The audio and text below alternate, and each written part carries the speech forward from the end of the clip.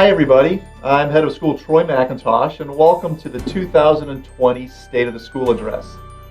Over the next 4 Wednesdays, I'll be able to give an update to community stakeholders on the current state of our school. We'll be able to recognize some of the triumphs and accomplishments that God has granted us over the last year, as well as some of the challenges and difficulties we might be facing. Today, I'll report on the status of our construction and renovation projects, as well as the transition to 2 campuses that are going to be taking place before the start of next school year. The following 3 Wednesdays, I'll be reporting on indicators of school health, glimpses into the student life at WC, and a perspective on what the future of Christian education might look like. So to start out today, I just want to remind our community of some of the opportunities that the new facilities that we are in the midst of building are going to afford us for next year. One of the big ones is being able to reunite our kindergarten with the other primary grades at our lower school. For years, our kindergarten has been located on a separate campus from the rest of our elementary school, and it has really hindered us in a number of ways. As a matter of fact, we've seen this slow decline in the amount of enrollment that we've had at the kindergarten level. So that this current year, we're actually at 36 kindergartners, which is the lowest amount of kindergartners we've had in some time. It was only about 15 years ago that number was high as 75. So you can see this slow bleed that's been a concern for us over time, and we believe that one of the biggest reasons is that separation from the rest of the elementary school. As a matter of fact, one of the encouraging signs that we've seen for this coming school year is that already at the 3rd week of February, we have 65 applications for kindergarten next year. So we are really excited that we believe that the move to bringing them into the lower school is going to really help us attract good quality kindergarten candidates. In addition to that, it brings our kindergarten faculty back into collaboration possibilities with the rest of our elementary and lower school faculty, and we think that is only going to benefit all of our students. The lower school is also going to allow our 6th grade to be placed into a setting that we think is more developmentally appropriate for them. A typical 6th grader still is in what we would call a concrete operational phase stage of development, where their thinking is not yet developed the capability of thinking abstractly. And from 6th to 7th grade is really a marking point for that, where they move from that concrete stage to more of a formal operational stage where they can start thinking abstractly like they might in an algebra class in 7th grade. And so we think bringing 6th grade back into the lower school setting is going to be a real benefit for our students. In addition, we believe it's going to be more convenient for the majority of our families rather than making the trip all the way south on High Street. When we look at the population density and map of our school population, we think the lower school is really going to be a better fit being in the heart of Worthington. And then reduced transportation times go along with that for families that have had both an elementary school and a middle school student in the past, making that long trek from Westview all the way up to the middle school. We're hoping to shorten that and make it a little easier and more convenient on our families. And then at our upper school, we're excited about the opportunities that our 7th and 8th graders are going to have to be on the same campus as the faculty who teach a lot of our upper school classes. So things like taking geometry now as an 8th grader is going to be much easier for our students because they'll actually be on the campus that the majority of those geometry classes are being taught. We're excited about the updated science labs and the art spaces that are going to be part of it.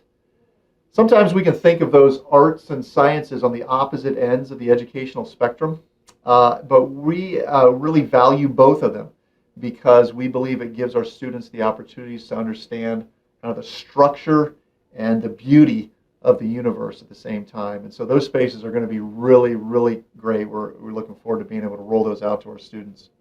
In addition, we have some new classrooms that are going to be able to allow us to expand our STEM and entrepreneurial offerings for our students, and those are going to be programs that we're going to be excited to roll out at the appropriate time for our students. On the back side of the building, and maybe something that a lot of you haven't seen, is an expanded strength training and fitness facility. So we're adding about 2,200 square feet of space where we will have expanded weight squat racks, cardios, plyometrics, band work, hitting tunnel for our softball and baseball teams. It's going to be great new space. It about triples our current strength training and fitness areas. And we're committed to developing healthy habits into our students and allowing them to be prepared for the fit and calling that they have on their lives. Perhaps most importantly, the opportunity that we have, though, and want to remind everybody is it's an opportunity to remind us of God's faithfulness to our community over the years. And that is especially through the lives of people who have gone before us. And the person that comes to mind at the forefront of that is Tom Angel. And we're so excited about being able to remember the contribution and the work that he did for many years here at WC by naming the campus the Tom Angel Upper School Campus when it is completed. So we're looking forward to that. Most importantly, I am happy to report that the construction is both on time and under budget. And we're thrilled with that. And we expect both of those things are going to finish the project on time and under budget. We're really past the part of the construction period where the majority of problems would come in that would cost us on both of those areas. And so we fully expect to be able to begin moving in to the new upper school on June 1st. And I'll talk a little bit more about that in the end. But we're so thankful that God's taken care of us on the budget and the construction timeline. At the same time, I want to thank some great partners that we've had that have allowed us to get to that point. First of all, it's Grace Polaris Church. Their partnership in the ministry of Worthington Christian School has been immeasurable over the years, and even over the last 12 to 18 months of the construction process. Working with them has been a huge blessing to Worthington Christian. Russilli Construction has been a great partner for us on the project, and Moody Nolan Architects. They have both served us well. They've had the best interest of the school in mind as they went through the project and the work that they did on it. I want to thank both and recognize both of them. And then finally, I want to thank the hundreds of WC community members, families, alumni, parents of alumni, friends of the school that have made the financial sacrifices that were needed in order to accomplish this project. As you probably know, we're wrapping up the final stages of the Forward Together campaign, and that campaign has been 3 or 4 years full of stories about how God has provided to the campaign and the project. I just want to share a couple of them with you. One of the first gifts that we received back about 4 years ago when we first launched the campaign was a group of elementary students who carried a bag of money into the elementary school office and presented it to Mr. Parrish as their contribution to the Forward Together campaign. And then most recently, when we kind of launched the final phase of the campaign with the bricks and a final push toward the end, we had a high school student contribute $500 out of his own bank account, money that he had earned through work. He wanted to give it as his legacy to WC. He was not going to benefit from the project at all. He's moving on to the next phase of his life, but he wanted to express it as a way of thanks to the school for what it has meant in his life, and then also to bless future students that were going to be coming through. The campaign is full of those kind of stories, and it's anywhere from people who are giving a small amount to people who are giving sums that are significant. Each of them in their own way is a blessing to WC, and it's that kind of partnership with our community that has allowed this to happen. And so I'm so thankful for that, and I want to thank the people that have been a part of that. One thing I've realized over the course of the campaign is that is how things happen at WC. The facilities that we have, the programs that we have, don't just happen. They come about because God's people see a need or see a possibility and act to move on that. And there are still some opportunities to give. As a matter of fact, through this coming Friday, 2 days from now, we are still accepting brick purchases for the plaza that's going to go on the northwest corner of the new building. If you haven't seen pictures of that, I encourage you to go to our website, take a look at it, and that may be something that you want to contribute to. any purchases of bricks that are made by this Friday, we will have engraved and installed in time for the building dedication that we're going to take. It's going to take place in in September of this coming year. Over the last couple weeks, I've developed this practice when I'm at the middle school of stopping by a study hall or the cafeteria and pulling out a small group of students. And I've been able to give impromptu tours of the new construction to groups of middle schoolers. And that has reminded me of just how excited the students are to be moving into their new building next year. The first group I took through the building, construction's still going on, but the students were wide-eyed. They had their phones out. They were videoing it. They were talking about the new classes they were going to be. And they were so excited. They wanted to take that video back and show it to all their friends. And that has been great to see the excitement build among our student body. Of course, in addition to the upper school project, we have construction and renovation going on at the current high school campus or the soon-to-be lower school campus. That will take place next year. So we're converting that to a kindergarten to grade 2 building as well as a grade 3 to 6 building. And that is scheduled to be completed this summer as well. So to give you, we've talked a little bit less frequently about this project, but to give you an idea of what's going to take place on this campus, we will have new flooring throughout both buildings. We'll have some reconfigured spaces. We're reorganizing the library and some of the music spaces as well as some other things too. So we have some walls to tear down and drywall to put back up. We'll have improved sound insulation in some of the classrooms that had experienced noise transfer from one room to the other, so we'll be caring for that this summer. We're purchasing a lot of new furnishings, including furniture for our lobby and our student common spaces that are going to be really cool for them. Obviously fresh paint, improved lighting fixtures, playground installations on both sides, both for K2 and 3 to 6, as well as a redesigned entrance for the K to 2 building to make it look a really appealing and attractive entrance for students when they come in. Now we have a massive move ahead of us this summer. 11 of our 13 grades are going to be moving campus. And so I wish I could show you what the logistical spreadsheet of that looks like, because if I shrunk it down to fit on a page this size, the font would be indiscernible. But there's a lot of work and a lot of planning going on to that massive move. Because the construction at the upper school is on time, we are going to be able to begin moving once school is out. So as I said earlier, on Monday, June 1st, our moving company is going to be moving the high school and all of its contents up to the new upper school. And that's probably about a 4-day process. Once they finish with that move, they go down to our elementary school and they begin moving all of the elementary school up to the current lower school. And so that's probably about a 3 to 4 day process also.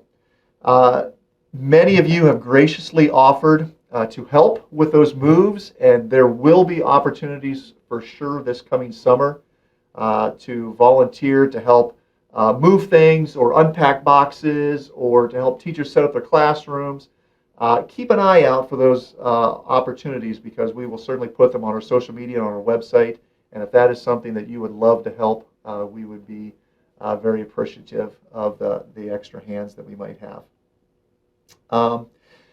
Now, once that's completed, I want to let our families know that our facility plans really aren't complete this summer. We have even more long-term plans. Some of the facility needs that we still have include a chapel and a theater combination at the upper school. So we need a space for our performing arts groups, our choirs, our theater, our band and instrumental groups, strings and orchestra. We need a space for them to be able to perform that matches the level of quality that they're performing. And so we envision an approximately 600-seat theater chapel to be built on what will end up being the back side of the new upper school. That's probably a $5 million project, and so we're going to need God to move on that in the next step, and in terms of revealing timing and so forth on that. We have some stadium renovations and improvements that we would like to care for. And we also have the need for an expansion to the lower school, because ideally we would like kindergarten, first and second grades to be able to move across the street and join the rest of the lower school on that side.